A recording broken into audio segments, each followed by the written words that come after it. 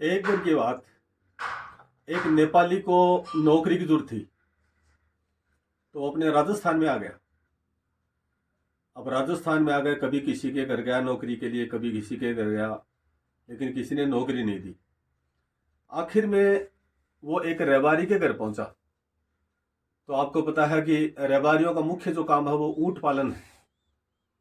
तो वो रबारी ने कहा, भाई ठीक है, नौकरी तो हम दे देंगे आपको, कोई दिक्कत नहीं है, लेकिन यदि हमारा एक भी ऊंट यदि गायब हो गया, तो ये जो आपके पैसे हैं ऊंट के, क्योंकि ऊंट 70-80 हज़ार रुपये से कम का नहीं आता, आपकी तनख्वाह में से ये पैसे काटे जाएंगे। तो नेपाली ने कहा, भाई कोई दिक्कत नहीं है, जब मेरा काम ही ऊंट चराना है तो खोएंगे कैसे। तो रबारी ने कहा, देख लेना भाई, ये मेरे पास 25 ऊंट हैं, इनको चराना है, जंगल में चरा के लाओ और वापिस शाम को बांध दो, और मैं आपको 25 हज़ार रुपये महीने के तनख्वाह दे दूंगा। तो 25 हज़ार में काम फाइनल हो गया नौकरी का। अब वो नेपाली था, वो 25 ऊँटों को लेके, और अपने चूरू वाले टिल्ले, आपको पता ही, ऊंचे ऊंचे रेत के टिल्ले हैं, वहाँ की बात है, वहाँ उनको ऊँटों को लेके चला गया। तो हुआ क्या, पहले ही दिन कोई ऊँट इस साइड में चला गया, कोई ऊँट इस साइड में चला गया, और आधे पौन घंटे में सारे के सारे ऊँट गायब हो गए। एक नहीं, पूरे के पूरे गायब हो गए। अब पहला दिन था, नेपाली को ये भी याद नहीं रहा कि ये मैं लेके आया था ये क्या है।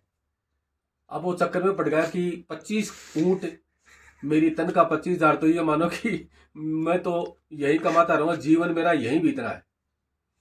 अब इतने में ही उनका, जिनके वो ऊँट चरा रहा था, उनका कोई पड़ोसी उसको आता हुआ दिखाई दिया। तो वो पहचाने लगे, है तो उनका पड़ोसी। अब न तो उसको नाम याद अपने मालिक का कि किसके ऊँट ले गया था। तो उसने कहा, भाई साहब भाई साहब भाई साहब, इधर आना इधर आना।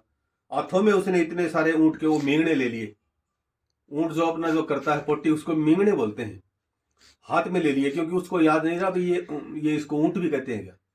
और उसने पड़ोसी से कहा, भाई साहब कह देना उनको, उनका मतलब तुम्हारे पड़ोसियों को जिनके मैं नौकरी करता हूँ, कह देना उनको जिनके की हम हैं, कहते हैं ना उनको कि जिनके हम हैं उनके वे खो गए जिनके ये हैं।